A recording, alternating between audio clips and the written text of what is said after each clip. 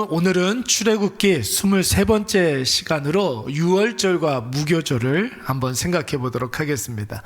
여러분, 이번 주가 지나면 다음 주부터는 어떤 주간이 옵니까? 잘 모르시는군요. 명절이 돌아옵니다. 설 명절이 돌아옵니다. 그거 모르셨어요? 대답을 한 번도 못 하시네. 바쁘고 분주하게 살면서 설 명절이 다가오는지를 잘 모르는데, 여러분, 요즘은 이제 설 명절을 설날 이렇게 공식적인 그런 호칭을 쓰잖아요. 명칭을 쓰잖아요. 설날이라는 공식적인 명칭이 있습니다. 근데 여러분, 설 명절이 설날이 되기까지 여러 가지 명칭들이 따로 있었어요. 기억나십니까? 어느 때는 구정이라고 그랬다가, 그렇죠? 또 어느 때에는 민속의 날, 이런 말 쓴 적이 있었어요. 그렇죠? 여러 가지 과정들을 이렇게 거쳐오면서 오늘날 우리가 설 명절, 설날 이렇게 공식적인 그런 명칭이 생겼습니다. 여러분, 그 추석도 그런 명칭이 있죠. 추석과 다른 어떤 명칭들이 있잖아요. 뭐가 있습니까? 중추절이 있고 또 한가위가 있죠. 또 가배라는 말 들어본 적 있습니까? 옛날에는 가배라는 말도 썼던 적이 있었습니다. 그런 말이 있었어요. 추석도 다른 말들이 있어요. 저는 어렸을 적에 교회 다니면서 목사님들이 구약을 설교를 하시면 꼭 이렇게 설교하실 때마다 유월절 이렇게 이야기하다가 언제는 또 무교절 그런 이야기를 하시고 막 그럴 때가 있었어요, 여러분. 유월절은 뭔지, 무교절은 뭔지, 저는 솔직히 말하면 제가 다녔던 교회에서 차분히 이렇게 앉아가지고 저한테 가르쳐주는 사람이 별로 없었습니다. 목사님들이, 의례 성도들이 유월절이 뭔지 알겠거니 생각하고 설교를 하시더라고요. 무교절이 뭔지 알겠거니 생각하고, 모든 사람들이 다 무교절이 뭔지를 안다고 생각하고 그렇게 상정해 놓고 설교를 하시는 거예요. 근데 저는 솔직히 유월절이 뭔지 무교절이 뭔지 잘 몰랐단 말이에요. 근데 여러분, 성경에서는 유월절이나 무교절이나 그 말이에요. 유월절과 무교절이 똑같은 말입니다. 지금 여러분들 이렇게 눈치를 보니까 그렇구나 하시는 분들이 분명히 있는 것 같아요. 저 같은 분들이 있는 것 같습니다. 그래서 여러분, 구약의 절기 이야기만 나오면 저 어렸을 적에 딴짓했던 기억이 많이 납니다. 여러분, 다른 건 모르겠고 이스라엘의 3대 절기는 꼭 기억하고 있어야 돼요. 신앙생활 좀 했다 하면은 수요예배 나올 정도가 되면은 여러분, 이스라엘의 3대 절기는 여러분 꼭 알고 있어야 됩니다. 어떤 절기가 있습니까? 유월절 이야기하니까 유월절은 나오겠죠. 그렇죠? 또 뭐가 있을까요? 치읓으로 시작해요. 치읓으로 시작해. 초막절 있죠. 근데 초막절은 유월절 다음에 중간에 하나가 더 있으니까 이렇게 아무튼 초막절이 있고, 세 번째는 77절이 있죠. 77절이 있어요. 근데 여러분 보세요. 유월절과 똑같은 말이 아까 전에 뭐라고 그랬어요? 무교절이라고 그랬잖아요. 무교절하고 유월절하고 똑같은 거예요. 77절은 또 뭐가 있을까요? 또 똑같은 말. 여러분들 잘 아는 말 중에 오순절이라는 말이 있어요. 77에 49. 그러니까 여러분 77절, 그래서 여러분 77절이 오순절이에요. 오순이라는 말이 뭐예요? 50번째 되는 날이, 순자가 열 순자잖아요. 그렇잖아요. 오순절이 50번째 되는 날을 말하는 거예요. 77에 49, 50번째 되는 날. 그래서 여러분 77절이 오순절입니다. 여러분, 우리로 치면은 이 77절 오순절을 오늘날에는 어떤 절기로 지키고 있습니까? 맥주절. 그렇죠. 맥주절. 또 다른 말이 있어요. 초실절이라는 말도 있어요. 이게 다 77절이에요. 오순절이에요. 맥주절이에요. 초실절이에요. 똑같은 말이에요. 이거를 설명해 주는 사람이 없었네. 전 어렸을 적에. 이거 다 똑같은 말이에요. 또 아까 전에 여러분 초막절 이야기를 했었죠.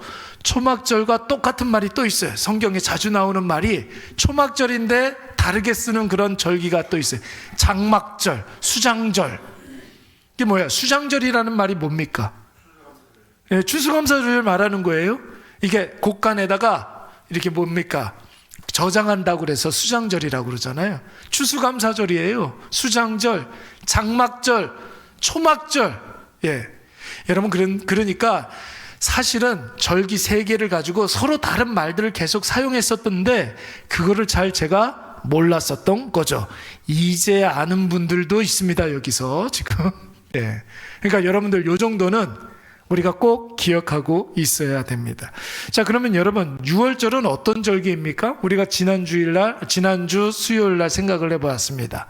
사망의 그림자가 넘어간다 해서 패스오버, 패사흐, 그렇게 이야기를 했습니다. 넘어가는, 유월했다라는 그런 뜻이죠.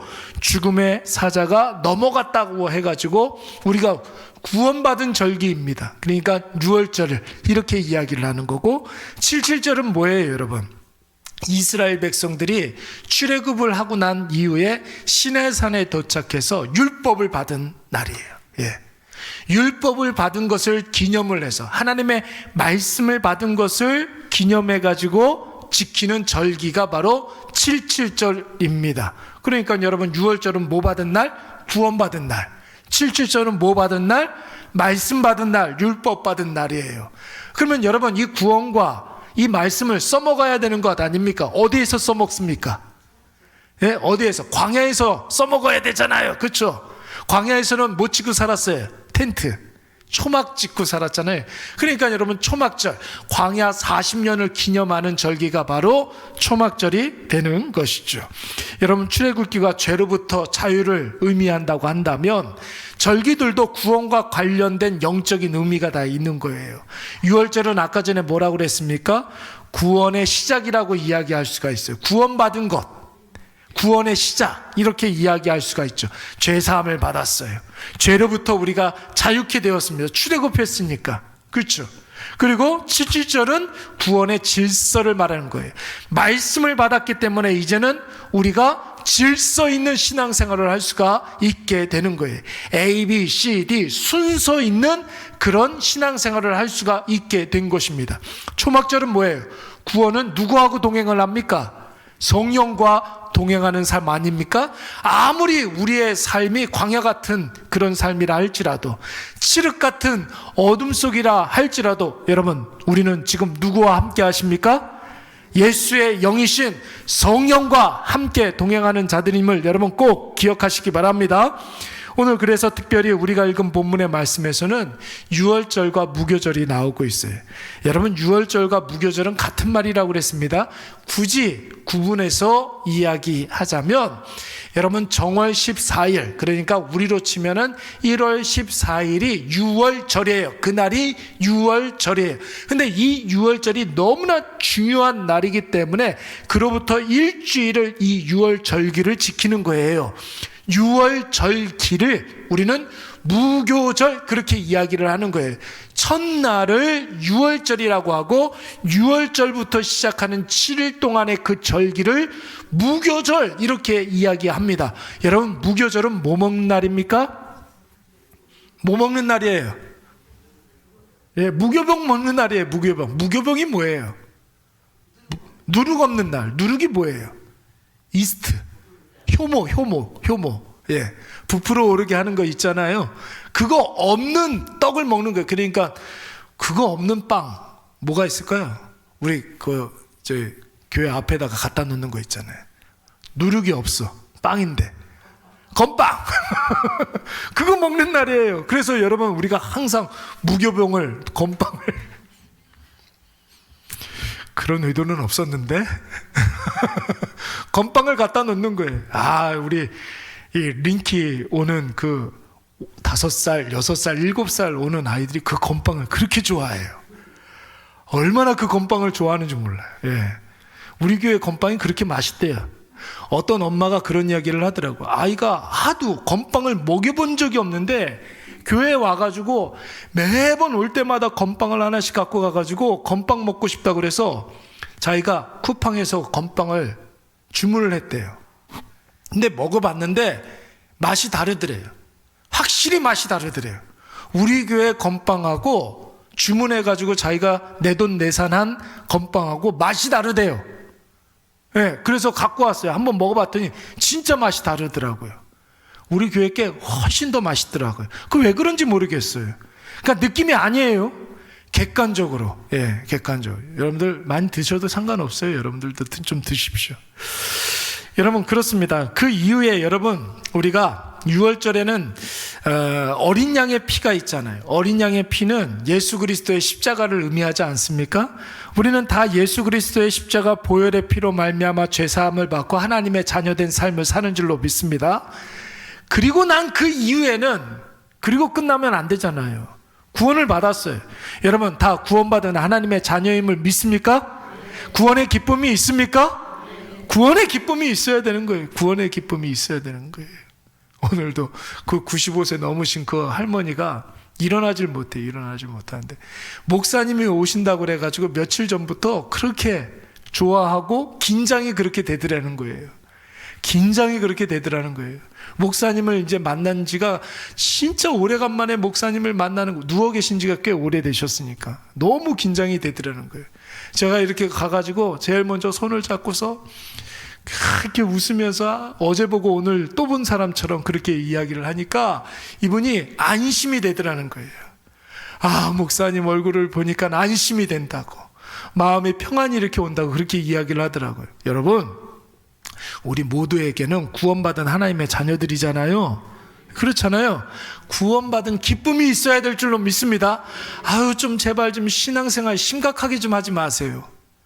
얼마나 기쁜 일인데, 얼마나 행복한 일인데 왜 이렇게 신앙생활을 심각하게 하십니까?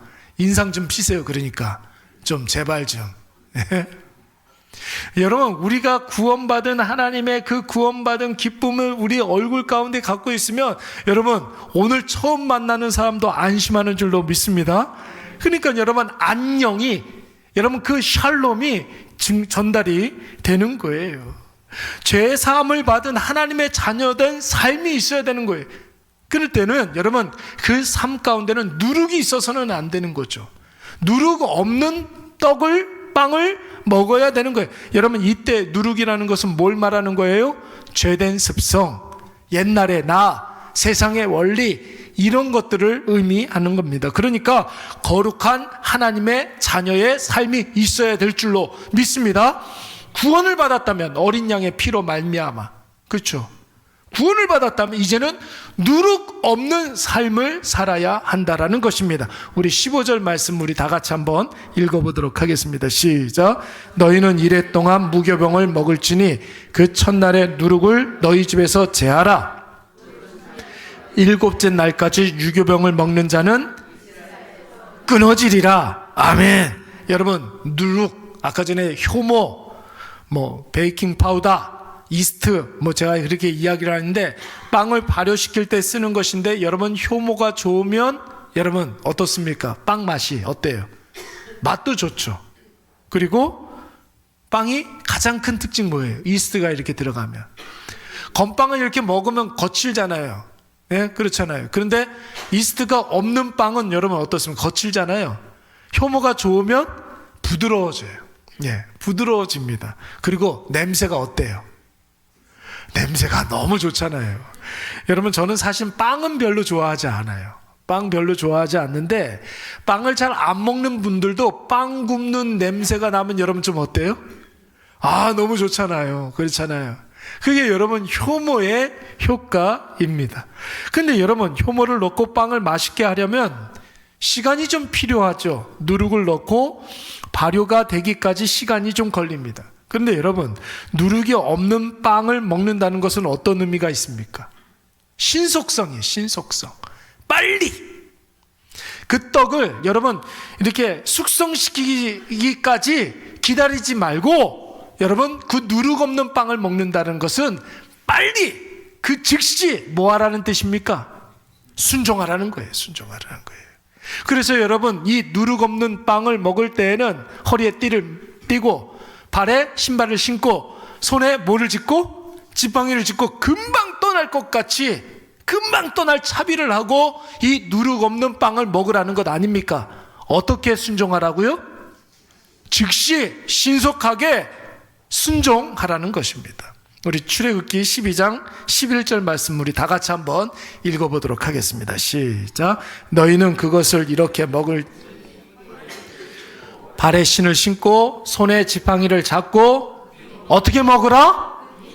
급히 먹으라. 이게 바로 유월절이라는 것입니다. 여러분, 왜 이렇게 해야 될까요? 하나님께서 자, 이제 떠나라, 렛츠고 하면은 아멘 할 수 있도록, 바로 떠날 수 있도록 해야 된다는 거예요. 여러분, 순종에는 여러분 속도가 중요한 거예요. 순종에는 여러분 철저히 순종하는 것도 중요하지만 속도가 중요해요. 속도가. 예? 그 어떤 고민도 계산도 판단도 핑계도 허락하지 아니하고 말씀하신 그대로 행하는 것이 여러분 바로 순종인 줄로 믿습니다. 외국 사람들, 우리나라 사람들 이렇게 보면은 어떤 민족이랍니까?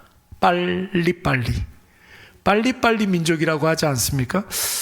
여러분, 이게 좀 저는 나쁜 의미로 이렇게 생각하면은 뭐 한없이 나빠질 수 있겠지만, 저는 우리 민족이 빨리빨리 그런 성향이 좀 있어가지고 그래도 이렇게 단시간 내에 빨리 발전한 것 같다라는 생각이 좀 듭니다.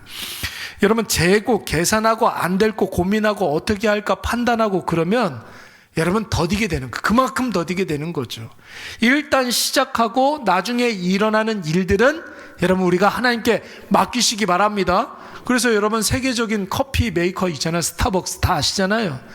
전 세계에서 스타벅스가 여러분 커피 점유율이 꽤 높아요. 근데 여러분, 우리나라에서 특히 높아요. 우리나라에서 개발한 스타벅스 그 마케팅 방법이 두 가지가 있어요. 우리나라에서 탄생한 마케팅 방법, 그게 뭘까요? 사이렌 오더라는 게 있어요. 여러분, 커피집에 가면은 주문 어떻게 해요? 도착해서 키오스크에서 이렇게 하든지 아니면 점원한테 뭐 주세요 이렇게 이야기하잖아요. 사이렌 오더라는 거 몰라요 혹시? 매장 가면서 주문하는 거예요, 어플에다가.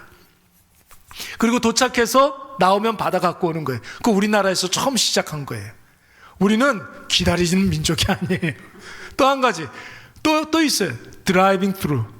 뭐예요? 그거는 뭐냐면 차 내리지 말고 그냥 이렇게 가면서 주문하는 거예요. 그러니까 저 같은 사람은 차 운전하고 가면서 스타벅스 도착하기 전에 사이렌 오더로 주문을 하는 거죠. 그리고 주문하지 않고 그냥 가서 받아갖고 그냥 가는 거예요. 여러분, 이것이 정말 획기적인 마케팅 방법이었어요. 그래서 여러분, 전 세계적으로 이것을 다 시행하고 있지 않습니까? 그렇잖아요. 우리나라 또 여러분, 요즘은 좀 많이 없어진 것 같은데 우리 구례동에도 김밥천국 있잖아요. 그렇죠? 김밥천국 가봤습니까? 김밥천국 다 가봤을 거예요 아마. 메뉴가 몇 가지나 되는가요? 한 100가지가 넘어요. 100가지가 넘는단 말이에요. 근데 100가지가 넘는 그 한식, 모든 한식이 다 거기에 들어가 있는데 주문하면 몇 분 만에 나옵니까? 10분도 채 걸리지 않아요. 10분도 채 걸리지 않아요. 여러분, 그 100가지가 넘는 그 주문, 그 100가지가 넘는 그 메뉴가 어떤 것을 주문을 해도 10분 내에 나와요. 근데 더 놀라운 건 뭔지 아십니까? 일하는 분이 몇 분이나 돼요? 2명 이상은 없어요. 2분이서 계산 다 하고 조리 다 하고 서빙 다 하고 다 해요. 그러니까 여러분, 외국 사람들이 얼마나 놀라워하는지 몰라요. 김밥천국, 그래서 여러분 외국 사람들에게 이렇게 투어할 때 코스 거기 한번 가서 한식 먹는 거 그렇다고 합니다. 여러분, 중국집 배달 요즘은 좀 다 어플로 이렇게 배달을 하니까, 옛날에는 중국집 배달할 때 여러분 중국집에서 고용한 배달원들이 직접 배달을 했었잖아요. 제가 어떤 중국집 사장님 이야기를 들어본 적이 있어요. 뭐냐면 점심시간이 되면 11시서부터 짜장면을 미리 만들어 놓는다는 거예요. 짜장면을 미리 만들어 놓고 전 배달원들에게 2개씩 3개씩 이렇게 들고 일단 나가라고 하는 거예요. 일단 나가라고. 주문 받지 않았어요. 근데 만들어서 일단 나가는 거예요. 그럼 점심시간이 되면 주문이 들어오잖아요. 주문이 들어오면 배달 나가 있는 배달원한테 전화해가지고 거기 가라 그러면은 주문하자마자 5분 이내에 들어가는 거예요.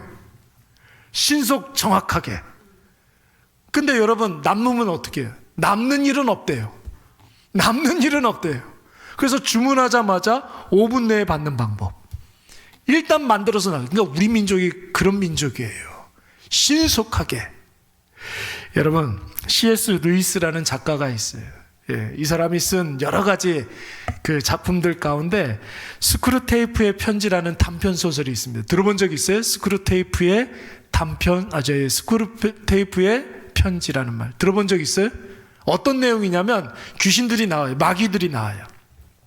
최고위급 마귀가 이름이 스크루테이프라는 마귀가 이름이 있어요. 근데 그의 조카인 마귀가 있어요. 조카 마귀가 웜우드라는 마귀가 있는데 어떻게 하면 인간을 넘어뜨릴 수 있는지 그 방법을 전수해주는 소설이에요. 스크루테이프가 조카에게 인간을 넘어지게 하는 노하우를 전수해주는 내용이 바로 스크루테이프의 편지입니다. 거기 나오는 방식들이 뭐냐면 작은 타협을 하라. 작은 것에서부터 타협을 하게 하라. 사람으로 하여금. 그러면 조금씩 구원에서 멀어지게 될 것이다. 이런 거예요. 또 신앙생활을 하게 하되 감정적으로 신앙생활을 하게 해라. 그러면 스스로 시험에 든다. 아무도 시험 주는 사람은 없는데 혼자 시험에 들게 된다. 감정적으로 신앙생활을. 그러니까 신앙생활 못하게 하라가 아니에요. 신앙생활 하는데 감정적으로 하게 해라. 그러면 스스로 시험에 들고 넘어지게 된다. 과거에 대한 후회, 미래에 대한 불안을 계속해서 들게 해라. 여러분, 과거에 대한 후회, 이거 신앙이에요? 신앙이 아니에요? 신앙이 아니에요. 과거를 생각할 때는 여러분 우리가 제일 먼저 뭘부터 떠올라야 돼요? 받았던 은혜, 그것에 대한 감사. 그러면 여러분 이것이 있으면 미래에 대한 소망이 있습니까? 없습니까? 소망이 있죠. 근데 마귀는 우리에게 과거를 생각할 때마다 불만과 원망을, 그리고 미래를 생각할 때마다 불안을 우리에게 자꾸만 주입하게 되는 거예요. 그러니까 지금 나에게 임하는 그 말씀을 신뢰하지 못하게 만드는 거예요. 그리고 교회를 사랑하게 해라. 교회를 사랑하게 하되 사람을 미워하게 해라. 이게 여러분 바로 마귀의 전략이라는 거예요. 교회는 사랑하게 해라. 대신 사람을 미워하게 하라. 하나님의 뜻보다 내가 하고 싶어하는 것들을 앞세우게 하라. 자꾸만 생각나게 하라.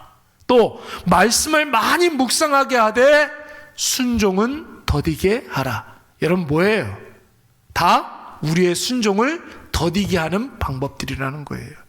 여러분 온전한 순종, 그 즉시의 순종, 철저한 순종, 신속한 순종을 못하게 하는 것이 바로 마귀의 전략인 줄로 믿습니다. 존 칼빈이라는 사람이 있어요. 장로교의 아버지라고 이야기할 수 있는 존 칼빈이 온전하고 신속한 순종을 못하게 하는 두 가지 장애물을 이야기한 적이 있어요. 하나는 외부적인 이유이고 하나는 내부적인 이유입니다. 여러분 외부적인 이유는 마귀가 끊임없이 공격한다라는 거예요.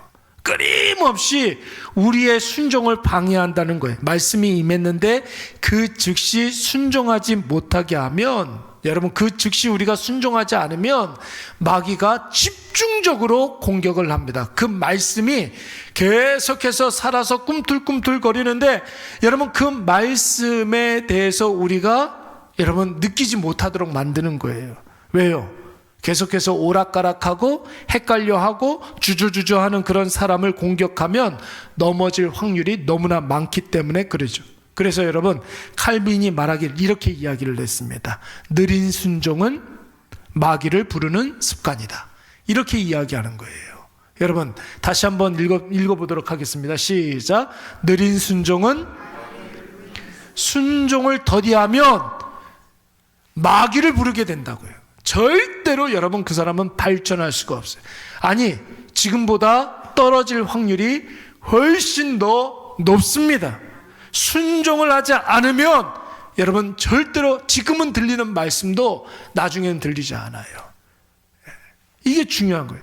두 번째는 뭐냐면 내 안의 연약함, 즉 내 욕심 때문에 그렇습니다. 즉각적인 순종을 하지 않으면 내가 나를 공격하는 거예요. 여러분 나의 탐심이 그 말씀을 공격해서 여러분 순종하지 말아야 할 이유가 자꾸만 생각나게 합니다.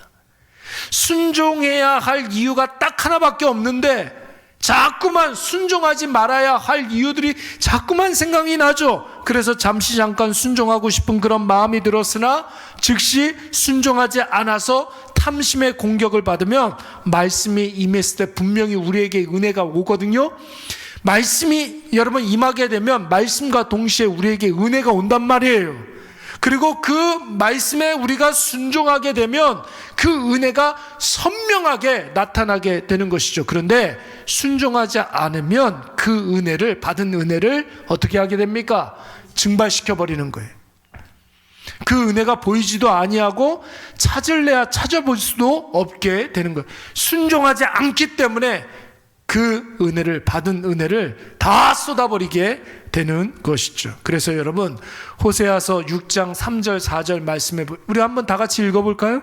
다 같이 한번 읽어보겠습니다. 호세아서 6장 3절 4절. 그러므로 시작.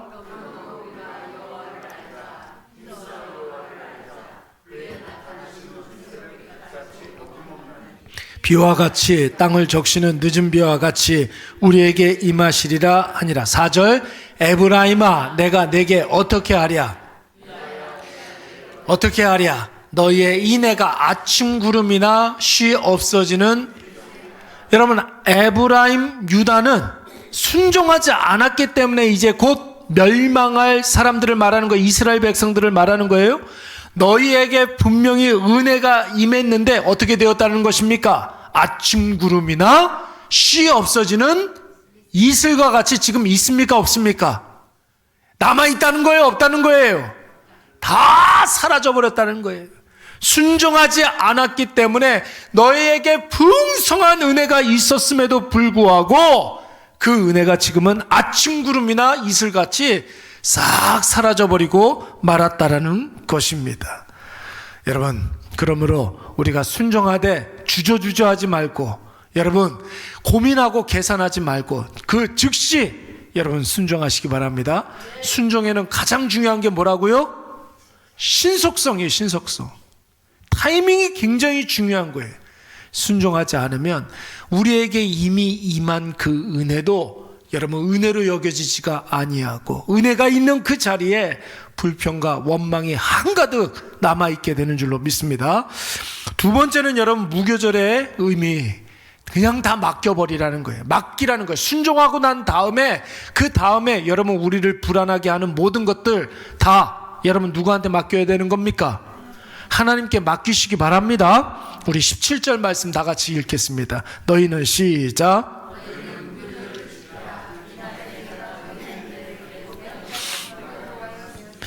그러므로 너희가 영원한 규례로 삼아 대대로 이 날을 지킬지니라. 자, 이스라엘 백성들 여러분 애굽에 있을 때 신분이 뭐였어요? 종, 노예였습니다. 그런데 지금 하나님께서 이스라엘 백성들을 뭐라고 부르고 있습니까? 너희들 뭐라는 거예요? 군대라는 거예요. 자기네들은 한 번도 칼을 잡아본 적이 없어요. 전쟁에 나가본 적도 없어요, 여러분. 그런데 하나님께서 이스라엘 백성들에게 군대라는 거예요. 자, 그러면 이스라엘 백성들, 하나님 뭔가 착오가 있으신 것 같은데 우리 군대 아니에요. 오합조절 노예예요. 노예. 할 줄 아는 거는 하나님 우리 벽돌 쌓는 것밖에 몰라요. 이렇게 이야기할 수 있습니까? 하나님이 군대라고 하면 뭐인 거예요? 하나님이 군대라고 하면 군대인 거예요, 여러분. 그리고 우리가 군대라고 생각하고 여러분 나아가면 되는 거예요. 그 이후에 일어나는 일들은 다 누구한테 맡기고? 하나님께 맡기고. 하나님이 앞서 싸워주신다는데 우리가 군대라면 여러분 군대인 거죠, 뭘. 하나님이 대신 싸워주시는데 여러분 무교절은 하나님이 부르심에 합당하게 사는 삶이에요. 하나님이 우리를 군대라고 하시면 군대로 살아가는 것입니다. 그래서 이스라엘 백성들이 출애굽을 할 때 오합지절 노예처럼 우르르 그냥 그냥 무질서하게 그렇게 나아갔던 것이 아니고 이스라엘 백성들 여러분 광야 생활을 할 때 이동할 때 어떻게 나아갔습니까? 행과 오를 맞춰서 질서 있게 어떤 지파가 앞서 나가든지 주둔을 할 때는 동서남북에 여러분 어떤 지파가 위치하고 있어야 되는지 마치 모처럼 군대가 주둔하는 것처럼. 그래서 여러분 그렇게 나아가지 않습니까? 진영을 짜고 대형을 유지하면서 행군을 하는 거예요. 마치 모처럼 군대처럼. 하나님께서 군대라고 하시면 군대인 거예요. 여러분, 우리가 늘 묵상해야 할 것, 예수 그리스도를 믿어서 우리에게 구원이 임하게 되면 우리에게 쓰여진 죄의 껍데기가 다 벗겨지고 내가 완전히 새로운 존재가 된다라는 사실 여러분 믿으시기 바랍니다. 여러분, 이것을 하나님께서 그렇게 말씀하셨기 때문에 우리가 그런 줄 알고 그렇게 살아가는 거예요. 여러분, 다른 사람들이 네가 무슨 의인이냐, 네가 무슨 하나님의 자녀냐, 여러분 이런 말 들을 필요가 있습니까, 없습니까? 그거 없어요. 하나님이 자녀라고 하면 하나님이 자녀인 거예요, 여러분. 그래서 여러분, 하나님이 우리에게 주신 명칭이 있지 않습니까? 우리는 원래 죽은 자였어요. 죄로 말미암아 죽을 수밖에 없었던 우리가 아니라 죄로 말미암아 완전히 죽었던 우리였어요. 죽은 자였어요. 죽은 자. 그런데 여러분, 예수 생명으로 인하여서 우리가 산 자가 된 줄로 믿습니다. 주의 생명으로 살아가는 거예요. 생명을 얻은 자로 살아가는 거예요, 여러분. 그러니까 여러분, 나이를 먹어가지고 얼굴에 주름이 그냥 쭈글탕망탕 막 이렇게 돼가지고, 그래도 여러분 우리는 뭐예요? 생명으로 살아가는 자들이란 말이에요. 사람들의 눈, 사람들의 말, 이런 거 우리가 의식할 필요가 없습니다. 그리고 또 죄의 종이었는데 이제는 예수 그리스도의 보혈로 말미암아 우리가 무엇이 되었습니까? 죄의 종이었는데 이제는 하나님의 자녀가 된 줄로 믿습니다. 여러분, 세상에게 속한 자들이었는데 예수께서 우리를 세상에서 끄집어 올렸잖아요. 건져냈잖아요. 건져냈다는 걸 뭐라고 그랬습니까? 건져내다, 구원. 건져내다, 구원이라고 그랬어요. 우리는 구원받은 하나님 나라의 백성이 된 줄로 믿습니다. 하나님이 우리에게 붙여준 새로운 이름이 있기 때문에 이제는 여러분, 하나님이 주시는 이름으로 살아야지 세상의 이름으로 살아서는 안 된다는 거예요. 그러니까 우리가 이 세상을 살 때 여러분 깊이 묵상해야 될 것은 예수 없는 나를 묵상하면서 살아가는 것이 아니라 예수 없는 나, 여러분 그 예수가 없으면 내 안에 욕심으로 가득 차 있는 존재 아닙니까? 그것만 묵상하면서 사는 것이 아니라 여러분, 예수로 인하여서 하나님이 나에게 주신 이름으로 살아가시기 바랍니다. 하나님이 나에게 주신 이름 뭐예요? 의인이다, 하나님의 자녀다, 하나님 나라의 백성이다, 이 이름으로 살아가는 것입니다. 여러분 기쁘지 않습니까? 그렇잖아요. 여러분 얼마나 기쁩니까? 예? 여러분, 우리의 하나님께서 부여해 주신 그 이름으로 살아가는 삶, 여러분 그 이름이 주시는 그 축복이 있고 복락이 있고 은혜가 있다라는 거예요. 그러니까 여러분 얼마나 행복합니까? 내가 하나님의 자녀라는 것은 하나님 앞에서 하나밖에 없는 존재로 사는 거예요. 하나님이 아니라 세상 앞에서 내가 살면 세상 앞에 사는 여럿 중에 하나가 되니까 여러분 힘센 놈한테 먹히면서 살아가는 거죠. 그렇잖아요. 세상은 여러분 세상에 속한 자를 먹고서 세상이 자꾸만 잘하고 있는 거예요. 그런데 우리는 세상 앞에 살아가는 존재가 아니라 여러분 하나님 앞에서 살아가는 존재 아닙니까? 여러분 세상 앞에서 살아가면 먹잇감으로 끝나버리는 거예요. 소멸해버리는 일회용 인생으로 끝나버리는 것입니다. 그러나 하나님은 우리를 여럿 중에 하나로 여기지 않아요. 여럿 중에 하나로 여기지 않아요. 여러분 지금 한 사람 앞에 여러 명이 지금 설교를 듣고 있잖아요. 그건 사람이 하는 일이기 때문에 그러는 거예요. 그런데 여러분 오늘 선포되는 이 말씀은 하나님께서 여럿 중에 여러분들을 하나로 생각하면서 여러분 들으려면 듣고 말려면 말하라 이런 식으로 전하시는 겁니까? 아니에요. 하나님 앞에 선 단독자로 딱 하나밖에 없는 자녀로 우리를 그렇게 여겨주시는 거예요. 우리를 딱 하나밖에 없는 자녀로 여기시는 거예요. 뭘 보면 알 수 있습니까?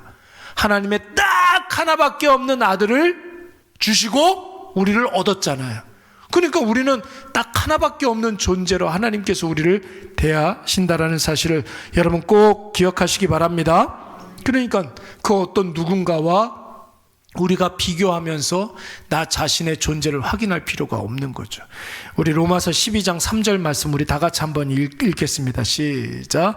내게 주신 은혜로 말미암아 너희 각 사람에게 말하노니 마땅히 생각할 그 이상의 생각을 품지 말고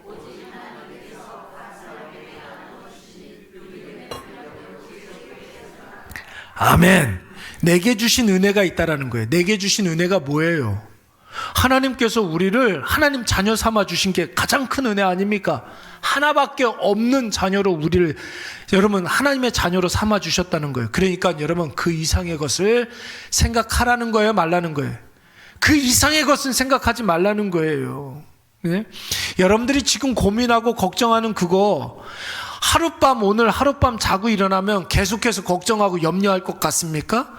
그렇지 않아요. 여러분 다 지나가는 거예요. 그런데 여러분 하나님께서 나를 하나님의 자녀로 삼아주시되 하나밖에 없는 자녀로 삼아주신다는 그 은혜, 그 기쁨 여러분 절대로 변함도 없고 다함도 없는 줄로 믿습니다. 그러니까 하나님의 말씀이 딱 임했을 때 다른 것 생각하지 말고 말씀대로 그대로 행한 후에 그 이후에 일어나는 모든 일들은 다 하나님께 맡기시기 바랍니다. 예레미야서 18장 말씀에 보면은 토기장이와 진흙에 대한 이야기가 나오고 있어요. 여러분 토기장이가 진흙을 이렇게 막 반죽을 막 이렇게 하고 난 다음에 맨 마지막에 여러분 어떻게 합니까? 판에다가 이렇게 딱 올려놓고 발로 이렇게 막 이렇게 돌리잖아요. 그걸 뭐라고 그래요? 그거 물레라고 그래요? 그거? 물레는 이거 아닌가요? 이것도 물레고 이것도 물레인가요? 제가 찾아보니까 이것도 물레라. 발로 이렇게 막 돌리는 것도 물레라고 그러더라고요. 발로 막 이렇게 돌리면서 손은 어떻게 합니까? 진흙으로 어떻게 해요? 예, 하여튼 토기장이가 원하는 그것을 빚잖아요. 그렇잖아요. 예, 토기장이가 만약에 밥그릇을 빚는다 그러면 여러분 자기 마음 아닙니까? 그렇죠? 그리고 뭐 토기장이가 이렇게 호리병 같은 것을 만든다, 백자 같은 걸 만든다, 청자 같은 걸 만든다. 누구 마음이에요? 진흙 마음입니까? 아니면 토기장이 마음입니까? 토기장이 마음이에요. 토기장이가 빚어가는 대로 진흙은 빚어지면 되는 거예요. 잔이 됐든지 병이 됐든지 밥그릇이 됐든지 국그릇이 됐든지 진흙의 뜻이 아니라 누구의 뜻이라고요? 토기장이의 뜻이라는 거예요. 그래서 여러분 예레미야서 18장 4절 말씀해 보니까 진흙으로 만든 그릇이 토기장이의 손에서 터지매, 토기장이의 손에서 만들어진다는 거예요. 그가 그것으로 자기의 의견에 좋은 대로 다른 그릇을 만들더라. 토기장이 마음대로 만들어 간다는 거예요. 누구를 빚으신다는 거예요? 내 뜻이 아니라 하나님의 뜻대로 우리를 빚어 가시는 줄로 믿습니다. 예, 그러니까 여러분 저는 밥그릇 모양대로 하나님께서 빚어 가시는 거고 우리 정은씨 집사님은 백자로 빚어 가시는 거고, 그렇죠? 예, 그렇지 않습니까? 우리 이선화 집사님은 밥그릇 국그릇으로 빚어 가시고, 예, 그렇게 빚어 가시는 거예요. 우리가 이의를 제기할 수 있습니까? 하나님 나는 국그릇이 더 좋은데 이럴 수 있어요? 여러분 토기장이의 마음이에요. 용도에 맞게 우리를 사용해 주실 줄로 믿습니다. 그러니까 여러분 저항하지 말고 하나님께서 뭐라 하시면은 여러분 그 즉시 순종하시고 나머지는 하나님의 뜻에 맡기시기 바랍니다. 그러니까 여러분 저는 누가 이제 저한테 그런 거 질문하면은 저는 난감해요. 목사님은 앞으로 어떤 목회를 하고 싶습니까? 나 지금 목회하고 있는데 앞으로 무슨 목회를 하냐고 물어보냔 말이에요. 나는 계획이 없어요. 목회 계획이 없습니다. 저는. 예? 목회 계획이 개척을 하고 난 다음에 처음에 1년, 2년은 신년 계획도 이렇게 세워보고 그래 봤어요. 그런데 내 뜻대로 되는 게 하나도 없더라고요. 하나도 감당할 수가 없겠더라고요. 여러분 하나님께서 빚어가시는 줄로 믿습니다. 어떤 계획으로 어떤 준비를 하고 있느냐 누가 나한테 이렇게 물어보면 계획은 무슨 얼어 죽을 계획입니까? 하나님이 하시는 대로 순종하는 거지. 준비는 하나님이 하시는 거지. 종이 무슨 준비를 합니까? 그냥 따라가는 거지. 여러분 우리 일회교회는 그런 목회하는 곳이에요. 예. 예, 준비는 하나님이 하시는 거지. 하나님의 뜻대로 빚어가는 거지. 사람이 마음으로 자기의 길을 계획할지라도 그 걸음을 인도하시는 분은 누구라는 겁니까? 그러니까 여러분 내 인생 내가 사는 거다. 여러분 이런 불신앙적인 생각 하지 마십시오. 할 수 있다, 하면 된다, 한번 해보자. 여러분 이거는 불신앙이라고 이야기했습니다. 예, 의미는 좋죠. 다 좋죠. 그러면 하나님은 어디 있느냐 말이에요. 여러분 그렇게 살면은 나중에 시간 낭비하고 가는 길이 실패하게 되고 나중에 후회와 허무밖에 없습니다. 그래서 여러분 나중에 예레미야가 자기의 시종이 있었거든요. 예, 바룩이라는 누룩 말고 바룩이라는 사람이 예레미야의 시종이었어요. 이 바룩에게 예레미야가 나중에 뭐라고 이야기하냐면 예레미야서 45장 5절 말씀에 보면 이런 이야기를 합니다. 네가 너를 위하여 큰 일을 찾느냐? 이렇게 물어봐요. 네가 너를 위하여서 무슨 계획을 세우느냐? 그런 거 다 소용없다는 거. 그것을 찾지 말라고요? 뭐 하라고요? 찾지 말라. 무슨 계획이 있어서 네 계획을, 네 인생에 네 계획을 세우겠느냐? 그거 하지 말라는 거예요. 그거 하지 말라는 거예요. 보라, 그 이후에 계속 한번 읽어볼까요? 모든 육체의 재난을 내리리라. 그러나 네가 가는 모든 곳에서는 내가 너에게 내 생명을 노략물 주듯 하리라. 여호와의 말씀이니라. 하나님이 하신다는 거예요. 오늘 무교절에 대한 의미 두 가지를 생각해 보았습니다. 순종은 어떻게 하라고요? 순종한 이후에는 어떻게 하라고요? 맡기면 되는 거예요. 하나님의 뜻에 맡기면 되는 거예요. 여러분, 오늘 이것을 꼭 기억하셔서 이 세상에서 내가 내 이름 남기기 위해서 노력하는 그 순간 틀림없이 먼 길로 돌아가게 됩니다. 그리고 허무와 후회만 가득하게 되는 것입니다. 오늘 이것을 꼭 기억하셔서 날마다 우리의 하루하루가 무교절이 되시기를 간절히 축원합니다. 순종은 어떻게? 신속하게. 사명은 어떻게? 여러분, 온전히 맡기는 저와 여러분이 되시기를 간절히 축원합니다. 잠깐 기도하겠습니다.